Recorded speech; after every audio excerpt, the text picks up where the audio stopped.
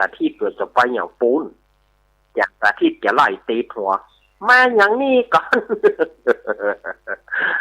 วันพรุ่งนี้กะที่วัดโสภณารามห้วยงูนายเนอะเปิ้นจะยกทัดธาตุโดยเปิ้นจะมีการถวายเตียนเข้าพรรษาโดยฉะนั้นก็เชิญชวนคณะสัตยาญาติโยมเนิ่งป่ากันไปแต่ยังว่านะจ้องเอ้ยผ้ากันโปนเอ้ยเตรียมไว้เอาไปโดยเพราะว่าช่วงนี้ฝนยั้งแล้วเหรอท่านอาจารย์ฝนตกอย่าเชื่อดาวคนโบราณเพิ่นว่าฝนตกจะไปเชื่อดาว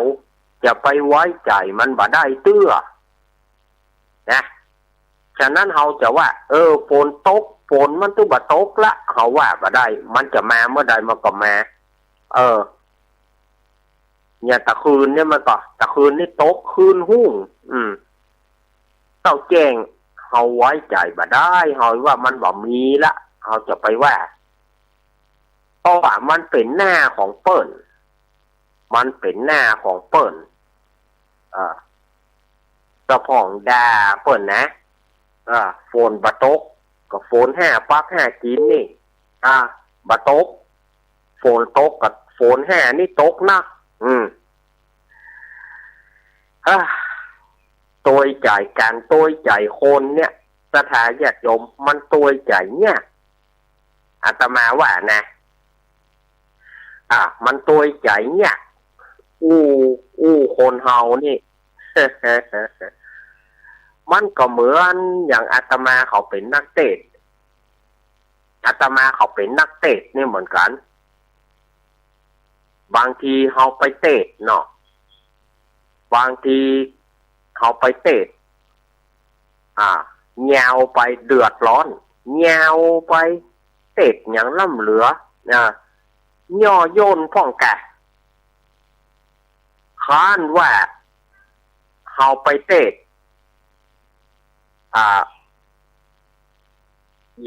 เขาไปเตะซ่านซ่านไปกินหม้อเรื่องมันได้กันเนาะมันได้สตางค์แล้วมันก็จะไปนะเราจะตัวใจคนแต่ละคนนี่นะสถาญาติโยมมันยากถ้าแปลงใจไหลให้กันบอกว่าให้กันเนี่ยนะมันม่วนบางทีคนเฒ่าคนแก่จะเอาแบบเก่าบางทีจะให้เตะแบบปืนเมืองนะ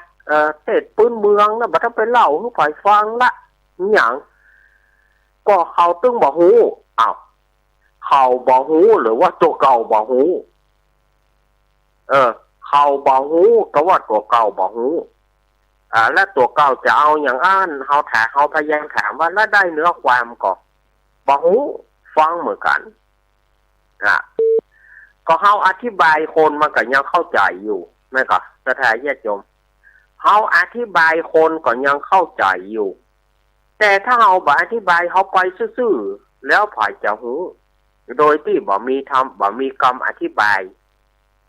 มันก็ยากแน่สถาญาติโยมจะไปคือว่าอันนั้นอันนี้ไผลองมานั่งไผลองมาเป็นไผลองมาเป็นพอแล้วจะถึงบางอ้อคนเดียวอย่างอาตมาเขามานั่งจัดรายการเหมือนกันบางคนเนี่ยโธ่เปิ้นจัดม่วนเปิ้นได้กระจัดบักกึดบะล่ำหยังแล้วถ้าเฮาบ่จัดแล้วไผจะมากำเมืองเฮาบ่ไผจะมาวรรณกรรมคนเมืองเฮาบ่แล้วไผจะมาบางคนก็บักกึดอย่างสักอย่างนะเนาะได้แค่นั่งอย่างเดียวก็อย่างใดเฮาเกิดมาเพื่อเฮาเกิดมาเพื่อเฮาก็จำเป็นที่จะต้องนะสถาญาติโยมเฮาเกิดมาเพื่อเขาบอกซื่อๆเฮาเกิดมาเพื่อเพื่อเผยแพร่ธรรม มันมีอุปสรรคขวากขวางทั้งนั้นบางคนโจมตีบางคนโจมตีคนตาบอดเอามานำตาดีเขาก็ว่านะคนตาบอดแต่งมาสอนเพิ่นไปย่างอาตมาบ่ได้สอนอาตมาเอาหลักธรรมมาอู้แต่ไผจะเข้าใจหรือไม่มันก็ขึ้นอยู่ถ้าตราบใดที่คนเฮานั้นมีทิฏฐิมานะไปคิดอย่างอันไปคิดเอาตัวบุคคล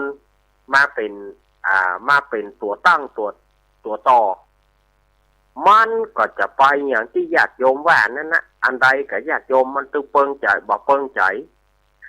แต่ถ้าคิดถึงหลักธรรมจริงๆฟังแล้วมันเป็นหลักธรรมเนอะถูกบ่ถูกก็อาตมาก็ตึงว่าถูกบ่ถูกก็ขอสู่มาบัณฑิตนักปราชญ์ท่านผู้รู้อาตมาบ่ได้เอามาว่าคนเดียวหรือว่าบ่ได้เอามาอู้คนเดียวแต่ประการฉันใดแต่เฮาเอามาเพื่อหยังเอามาเพื่อเผยแพร่ธรรมให้สถาญาติโยมได้ฟังกันจะเข้าใจอันสิ่งนี้ถ้าญาติโยมเข้าใจก็ยินดีถ้าญาติโยมเปิ้นบ่เข้าใจเฮาจะอู้อย่างใดเปิ้นก็บ่เข้าใจอันนี้มันก็สุดที่จะอู้มันสุดปัญญาแล้วมันบอกฮู้จะเอาอย่างมาอู้อย่างไรใช่ไหมบางทีนี่บ่ชอบบางทีอู้มันมาสอนเปิ้นอาตมาจะเอาไหนมาสอนอาตมาก็ไม่ได้มีความรู้อาตมาเอาหลักธรรมมาอู้ให้ฟังตะอันบางสิ่งบางอย่างว่าใจว่าเฮาหูไปอย่าหมดมันก็บ่ใจแม่ก็ถ้าเฮาหูเฮายังบ่หูหรือคอมพิวเตอร์ที่จัดวิทยุราคาเท่าใดเฮาก็ยังบ่หูตัวมิกราคาเท่าใดเปิ้นจ่ายอย่างใดเฮายังบ่จักแต่เฮาก็ได้กะอู้ตะอันอาตมาก็บ่ได้จ้างอันใดอาตมาก็อู้เป็นหลักเป็นเกณฑ์ตะอันที่ว่าเอานี่มาอู้อันนี้มาอู้ได้มีความถึงก็ตึงบอกว่าบ่จ้างแน่เนี่ยบางคนจะถามว่าอาตมามาสอนสถาญาติโยมคนเฮากู้คนนะถ้ามาอู้ว่าสอนมันตึงบ่มีไผชอบแต่นอกจากอู้ให้ฟังแล้วโยมเก็บไปคิดไปพินิจพิเคราะห์คนเดียวด้านนะมันนี่เฮาจะสอนกระเดียวหนีกันวุ่นอาตมาโดนแอนตี้มานักต่อนักทั้งนอกวิทยุในวิทยุบางคนก็แอนตี้ใช้ภาษาอังกฤษหน่อยเอาว่าแอนตี้ก็คือมีคนว่าเนี่ยบางคนบอกโอ้ยตัวมันยังพอตัวเก่าอย่างแต่งมาสอนเปิ้นไปยากไปยาวเอาวิทยุอาจจะฟังมาหั่นก็วิทยุมีตั้งหลายคลื่นเนาะอันนี้เขาอู้กับซื่อๆเลยนะถ้าโยมบอกฟังโยมก็หมุนไปที่อื่นได้นี่นะเปิ้นก็บ่ได้ว่าญาติโยมจะต้องฟังคลื่นนี้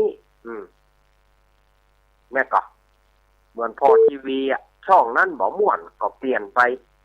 ช่องนั้นบ่ม่วนก็เปลี่ยนไปวิทยุก็เหมือนกันรายการนี้บ่ม่วนว่าต้องไปว่าเฮ้ยเปิ้นเมื่อรายการใดบ่ม่วนโยมก็หมุนไปฟังที่รายการที่โยมชอบฟังรายการที่โยมฮักอันเนี้ยก็ต้องไปแอนตี้นักจัดรายการเปิ้น บางคนนี่ไปแอนตี้นักจัดรายการเปิ้นไปดูถูกดูหมิ่นเปิ้นไปว่าคือเปิ้นมันเป็นส่วนของเปิ้นเฮาจะไปเอามาส่วนของงานมันก็ส่วนของงานแม่ก็สถาญาติโยมส่วนของงานก็มันเป็นส่วนของงานส่วนหน้าที่การงานเปิ้นเปิ้นจะอู้อย่างใดนั้นมันเป็นลีลาของเปิ้นคะแนนว่าเปิ้นอู้ออกมาเปิ้นบ่มีกำหยาบกำคายที่จะเอาออกอากาศลุดออกอากาศออกไปจะอันบางคนบ่ชอบตู้เจ้ารูปนี้บางคนบ่ชอบคนบ้านรูปนี้บ่ชอบคนบ้านท่านนี้เปิ้นมาจัดรายการยังอันยังอิ่มต้องว่าเปิ้นก็ต้องว่าเปิ้นเขาบ่ชอบก็หมุนไปรายการอื่นมีเปิดเลอะป่าเต๋อโยมจะฟังเพลงโยมจะฟังข่าวโยมจะฟังอย่างก็ได้ถ้าฟังธรรมะก็ได้ครูบาอาจารย์ไม่ใช่มีตนเดียวที่จะมานั่งอู้ ครูบาอาจารย์ก็มีหลายรูปหลายองค์หลายตนที่จะมานั่งอู้ที่จะมาให้ความรู้กับญาติโยมโยมถ้าฟังไปโยมบอกฟังท่านนี้โยมก็ไปฟังตนอื่นรูปอื่นที่โยมชอบมันจึงมีอยู่อย่างเงี้ยก็รายการธรรมะมันก็เสนอธรรมะรายการธรรมะไปเสนออย่างอื่นมันก็ใช่ที่มันก็บาดใจมันก็ไปขัดกับหลักที่ว่าเป็นชื่อรายการอย่างรายการธรรมะมันก็เอาเพลงมาเปิดมันบาดใจมันเป็นรายการธรรมะมันก็บาดใจมันก็รายการไหนครูบาอาจารย์ท่านใดเปิ้นถนัดอย่างไหนเปิ้นก็จะแสดงปีปากที่อู้ออกไปเปิ้นถนัดทางด้านบรรยายเปิ้นก็จะชอบทางบรรยายถ้าจะมาเอาแก่งแค่อย่างอาตมาเปิ้นก็บอกแกว่นละแก่งแค่อย่างอาตมานี่มันแกว่งแก่งแค่ลูกไปได้ลูกคือว่าหยุ่มพักนั่นเข้าใจหยุ่มพักนี่เข้าใจเขาอู้ไปเอาบ่มีรักบ่มีเกณฑ์อย่างว่าไปแก่งแค่ไปใส่ไปแต่ที่เปิ้นชอบในธรรมะทางบรรยายเปิ้นก็จะชอบธรรมะบรรยายเปิ้นก็ถนัดอู้บรรยายจะให้เปิ้นไปเทศเมืองเปิ้นก็บ่แกว่นบางรูปบางองค์เปิ้นเทศเมืองเทศทำเมืองแล้วจะให้เปิ้นบรรยายบางรูปบางองค์เปิ้นก็บ่แกว่นละจะมาบรรยายธรรมส่วนที่จะมีได้ตึงเทศได้ตึงบรรยายมันมีน้อยมากส่วนมากมันจะถนัดไฟถนัดมันสถาญาติโยมอันนี้อาตมาฝากไว้นะฝากไว้คนเฮาอยู่กับคนส่วนหลายเพียงไหนเฮาบัดชอบสิ่งไหนก็เงียบไปดับไปถ้าเอาไปต่อกรรมกันต่อว่าต่อขานกันมันก็เป็นเรื่องที่เข้ามันก็ลุกลามไปใหญ่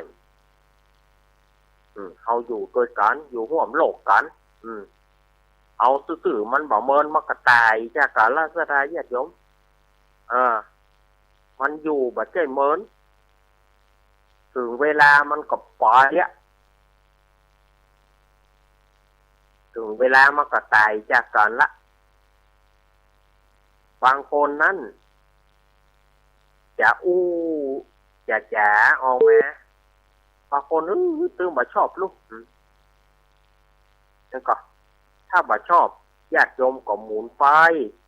รายการอื่นตึงมีเพื่อญาติโยมเขาฟังมีประเลิกประเต๋อ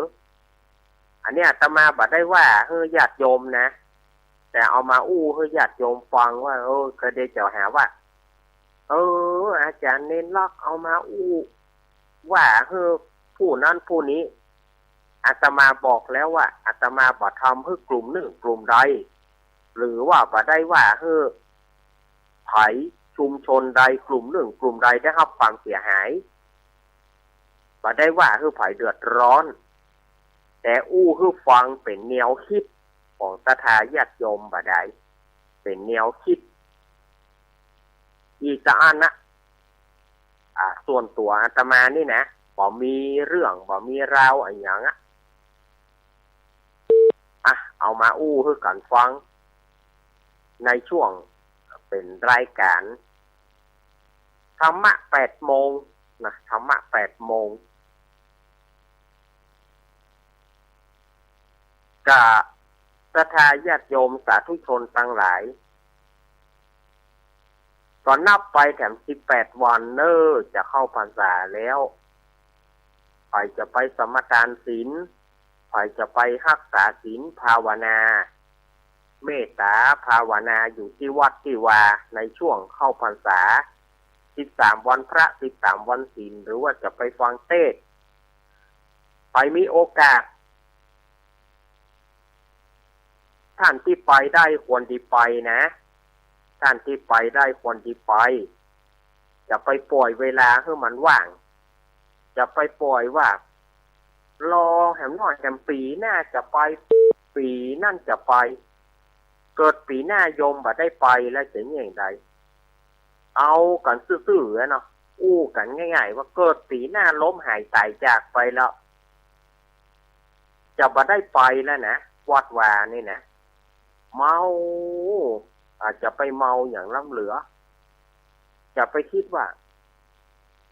ปีนี้แข็งแรงอยู่ปีหน้าก็ไปเกิดปีหน้ามันสุดโทรมลงไปปีหน้าตายไปเหี่ยก็เสียได้เวลาจะบ่มีโอกาสที่จะได้ไปอาบน้ำฟังธรรมเพิ่นบางคนแข้งขาปอบ่มีแหงนั่นน่ะบางคนแข้งขาโกเดะก็ย่อมไปเตื้อปีหน้าก่อนโอ้ก็ขนาดปีนี้ยังบ่ลูกละปีหน้าแล้วมันจะลูกว่าอาตมาเคยว่าหลายละก็ขนาดบัดเดียวนี่ยังโกเดะเนี่ยแล้วปีหน้ามันจะผ่านไปมันจะคืนมาอีกมันมีทางที่มันจะคืนมาละญาติโยมเห็นสังขารเฮาอายุเฮามันไปติดจะไปมารอเข้าประสานคนเฒ่าไปนี่หยังคนหนุ่มบ่ไปเด้อเพราะเปิ้นก็ต้องการคนที่กำลังดีนั่นแหละไปนั่งได้ไปนั่งฟังน้ำฟังธรรมกันหนุ่มมาก็ว่าหากินเฮาบ่เถียงแต่เฮาก็หาโอกาสได้แล้วบางคนอายุพอเป็น70บางคนอายุพอเป็น70ก็ยังบอกว่ายังบ่เท่าเตื้อทุกคนเท่าไปก็ตัวไป70แล้วจะไปรอก็แล้วก็ตัว70ปลายแล้วยังอย่างบ่ไปเตื้อก็รอก่อนเท่าก่อนก็จะทั้งเมื่อใดมันจะเท่าน่ะหมอเพื่อเท่าแล้วเอาแล้วยิ่งบัดเดียวนี่นะศรัทธาญาติโยมคนเฮานี่เสียแข้งเสียขาสังเกตคนอายุบางคน50ขึ้นไปบางคนเสียหัวเข่าบางคนเสียหัวเข่าพอกว่าเขาจะเตียวได้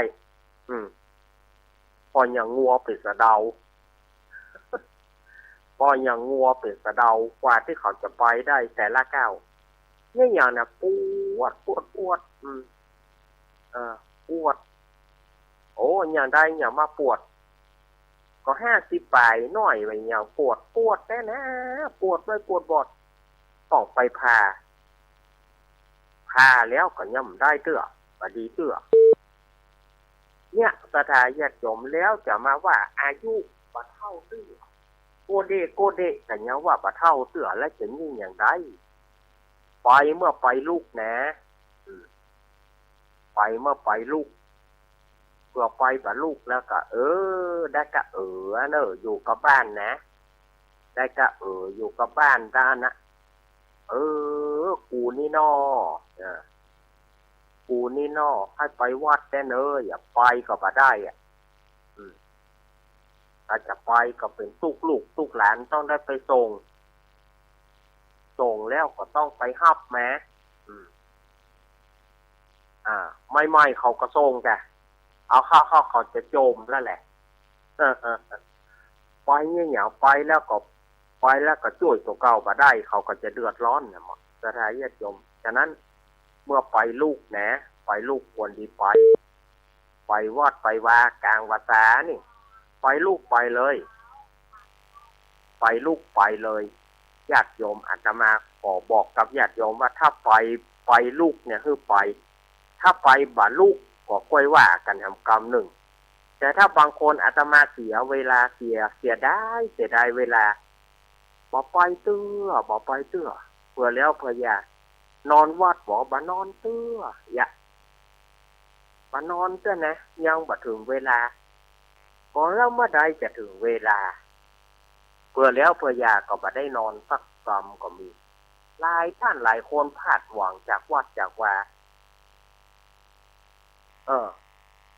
บางพ่องบอกนอนวัดบ่ได้ที่ก้าง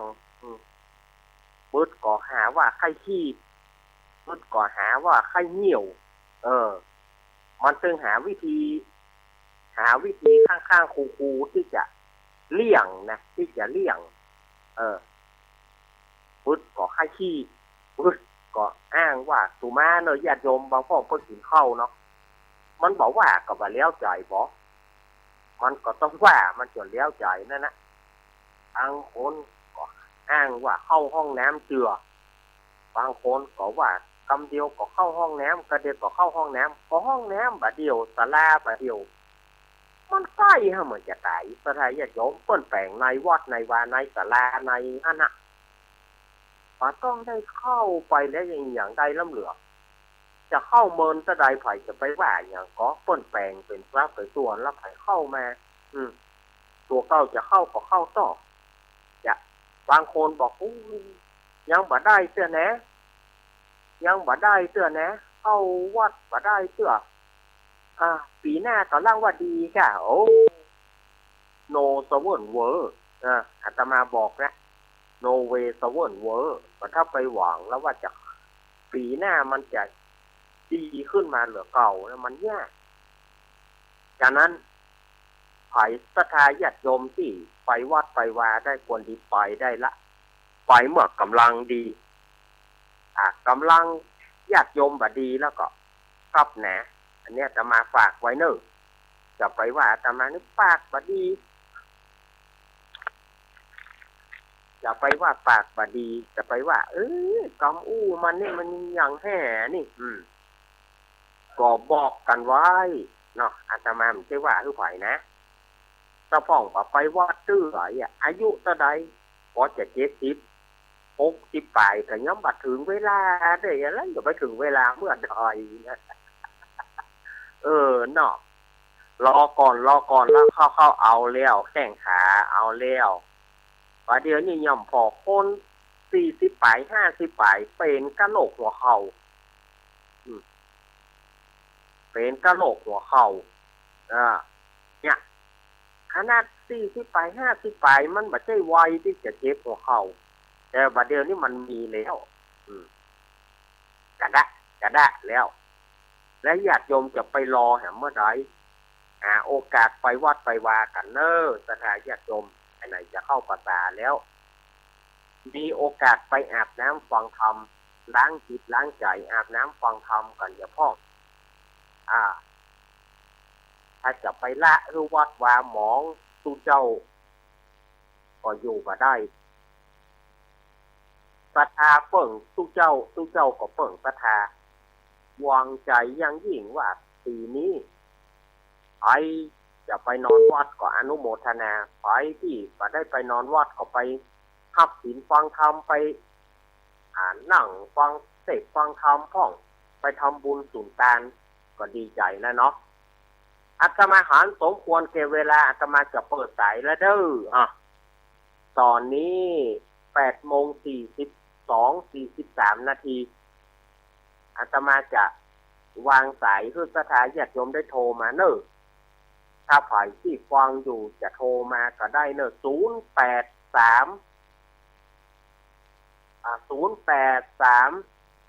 761 1775โอ้ลืมเบอร์ตัวเก่าก็มีบอกไว้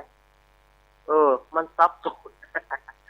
น083 761 1775เอาโทรเข้ามาเนอะสถาญาติโยมฝ่ายจะโทรเข้ามาอู้มาจากกันก่อนยังได้เนอะมีก็หา083 761 1775เอาโทรเข้ามาเนอะแปลงขึ้นแล้วเนอะวางสายขึ้นแล้วเนอะวางสายขึ้นแล้วนะสถาญาติโยมฝ่ายที่จะโทรเข้ามาอู้มาจากเจริญปอนจากราชการเจ้าค่ะจากไหนโยมจากสระปีดอนแก้วค่ะค่ะโอ้อันโยมฟัง104เนาะขอสุมาเตอร์โยมปิดวิทยุโยมคำดูขอสุมาว่ามาเลยโยมฟังมีคติดีนะคะผู้ทำแม่ดีฟังแล้วชื่นใจค่ะฟังแล้วมีความรู้ค่ะเอาปฏิบัติธรรมที่คำสอนของข้าอาจารย์สอนมาเนี่ยค่ะขอบคุณนั่งเนอะโยมชื่อโยมแม่ชื่อแม่ยังแม่วิไลขัดแก้วเจ้าแม่วิไลขัดแก้วเนาะสารปีเนาะสารปีดอนแก้วเจ้าเอายินดีแม่เนอะอยู่วัดไหนคะวัดสันเมืองเวียงหนองล่องละปูน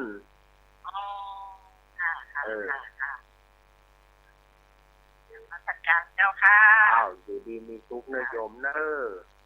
สาธุแม่วิไลโยมแม่วางสายเฮ้อกำโยมแม่กดวางเฮ้อกำขอบคุณเจริญปอน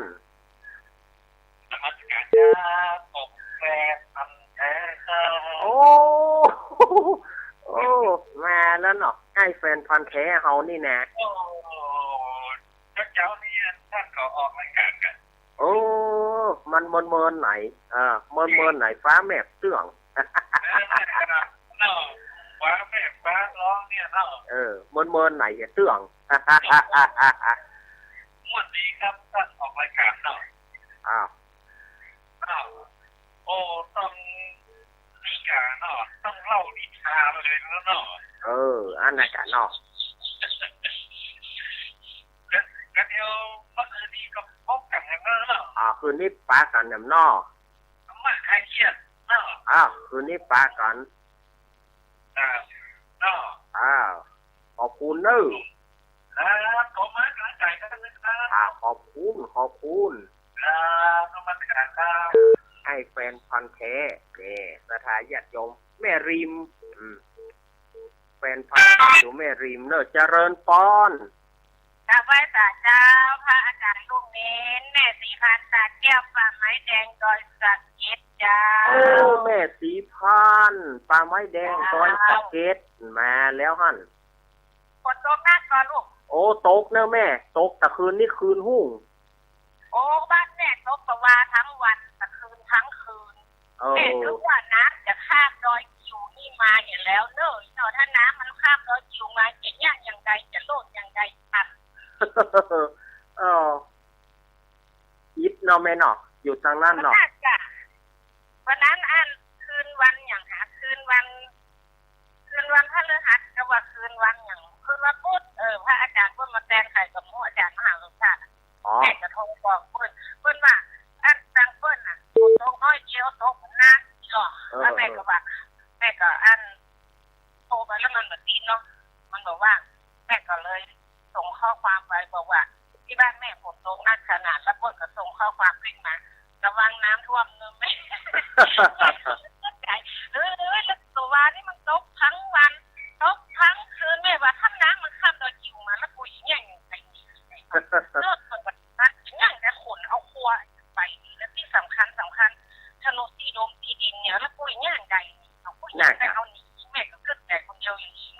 พิ่นเก็บไว้ก่อนน่ะ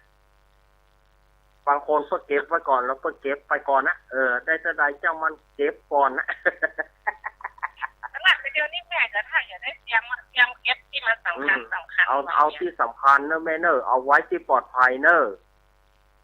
เขาเอาไว้อันตั้งบนหลังคาทั้งคืนทั้งแปะพวกมันจะปลอดภัยของอาจารย์ก่อนแล้วโฟนบัตนี่ค่ะโต๊ะอ่ะคันแน่โฟนบัตกใส่มันก็ไปว่าดีอะหัวน้ำเขามันแดดเพราะว่าทีนี้รู้สึกว่ามันผิดปกติน้ำมันมาฝนมันมาอย่างไรมันเป็นเรื่อง11เก่าแม่มันเป็นเรื่อง11เก่าที่จริงนี้มันต้องเป็นอันนี้แล้วเนาะมันต้องเข้าพรรษาแล้วมันเป็นเรื่อง11เก่าแม่มันก็ต้องมาแล้วอ่ะมันตามธรรมชาติเปิ่นเนาะเอายินดีโยมแม่เนอะยินดีโยมแม่เนอะครับจมคนนี้มันต้องไปต้องจะไปปากจะไปจมเทวดาให้วันลอยเสือมนุษย์ที่เป็นฝนตกก็จมแดดออกก็จมน่ากะมันเสือมันจะตกยังได้ก็ตกตั้งมาอยู่เพิ่ม150นะมันจะท่วมมาได้ก็ยังแบบนี้เอายินดีโยมแม่ก่อนเนอะโยมแม่สีพันป่าไม้แดงโดยสเก็ตเนอะเด็ดตะกอยมา0837611775วันนี้ฝ่ายจะโทรเข้ามาวันนี้วันเสาร์วันเสาร์คงจะได้แหมประมาณ2สายถ้าญาติโยมข้อความบะนักนะจะได้2สายแต่ถ้าข้อความนักก็สายเดียวเด้อฝ่ายที่จะเข้ามา วันนี้มันเป็นช่วงที่ว่าช่วงว่างบางคนถามว่าวันนี้อย่างไรอาจารย์สะเลสลามอย่างไรปัจจัยสะเลสลามอย่างมันช่วงว่างเสียดายเวลาก็เลยมาเนี่ยมันก็เป็นอย่างอี้แหละว่างไหนบ่ได้อาตมานี่มันเป็นคนเขาฮ้องว่าเขาฮ้องว่าไอ้แซมเขาฮ้องว่าไอ้แซมก็เวลาไหนว่างมันแซมเข้าไป เขาฮ้องว่ามันชอบแซมเข้าไปเวลารายการไหนว่างก็เนี่ยใหญ่มันธรรมดามันก็ธรรมดาถ้าบอกอันเวลาป่นเวลามันบอกมีก็เขามีโอกาสได้มากันลูกเวลาไหนที่มันว่างเขาก็แซมเข้ามากันเนาะเขาว่ามันจึงชอบแซมเข้ามา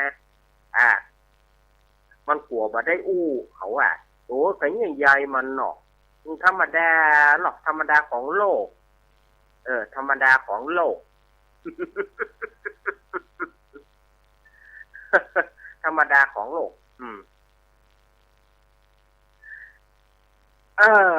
มันก็อย่างนั้นเนาะช่วยกันไปไปหายฝ่องดีฝ่องจะไป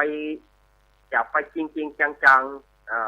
ๆจะไปจริงๆจังๆจะไปเดือดจะไปดังมันคือมันอยู่ในขอบเขตของมันในการการจากระจ่างอย่างกระจ่างบางคนบอกว่าท่านอาจารย์จัดวิทยุนิมนต์ก็ข้าจัดก็ฮัดมาแหละเขียนมาแหละตัวอยากจะหยังบางคนก็บอกพระจ้างก็กลัวผิดทุกเจ้าหลายรูปหลายตนเคยมาปรารภกับอาตมาว่าอยากจะมาออกรายการแต่พอเอาแต่เขาก็บ่สู้ทุกเจ้าเคยมาอาตมาหลายตนละท่านยังเก่งก็เพิ่นไปโคโซกมาก่อนก็ได้มันบ่เกี่ยวมันมีที่ใจฮักมันมีที่ใจฮักถ้าใจบ่ฮักอย่างใหญ่ก็ได้ถ้ามีใจคิดอาสาหนึ่งถ้ามีใจฮักหนึ่งมันถึงได้ถ้ามีใจฮักนักแก่อย่างใดก็ได้มันถึงบ่ได้ต้องมีใจฮักก่อนมาเวโรดแปลว่าหมดเวลา มีไฟโทรมาก็แปลว่าจะไปเลี้ยว แอนจะดื้อจะแอนเว้นและดื้อจะแอนเว้นละมาเวรถแปลว่าหมดเวลากว้างฉันเข้าสถานญาติโยมฉันเข้าแล้วน้ำยังไม่ได้กินด้วยน้ำเดี๋ยวนะส้มปากโจโลนี่ น้ำบัดตานได้ฉันได้เจ๊ว่ากระจายเข้ารายการกับโอ้ยน้ำก็ไม่ได้กินก็ส้มปากเอาเนาะวันพุกนะวันพุกเด้อเปิ้นจะยกฉัตรธาตุพระธาตุเจดีย์แล้วก็เปิ้นจะถวายจานเตียนเด้อที่วัดโสพนารามห้วยงูในอำเภอฝางวันพุกก็จะไปลืมเด้อไปกินไปตานด้วยกันไผมีโอกาสก็ไปกินไปตานไปที่บ่ได้ไปก็คาราวานวัดไฟหินเปิ้นจะไปถ่ายทอดรู้สึกว่าเปิ้นจะไปวันนี้ก็หาคาราวานวัดไฟหินนะคาราวานวัดไฟหินเปิ้นน่าจะไปเปิ้นจะไปถ่ายทอดก็ถ้าฟังทางวิทยุของเฮาก็แล้วกันเนอะสถานญาติโยมวันพุกนี้ก็เชิญชวนคณะสถานญาติโยมอย่างที่ว่าเอาผ้ากันฝนไปโตยเอาจ้องไปโตยเนอะจ้องไปโตยผ้ากันฝนไปโตยเอาละสมควรแก่การเวลาเจ้าหน้าที่แต่ละสถานีจี้ตั้งประตูแม่นๆ พวกมือปล่อยท่านอาจารย์เลยเวลาเลี้ยวบางสถานีจะปิดแล้ว บางสถานีเจ้าหน้าที่บางท่านจะปิดแล้วไปโวยนี่มนออกไปโวยเอาไปละเด้อไปละอภิวาทานาสีริสานิจังวุธาปัจจายินโตกัตตาโรธรรมวัฏันติอายุวันโนสุขังพระลังขอเจริญพร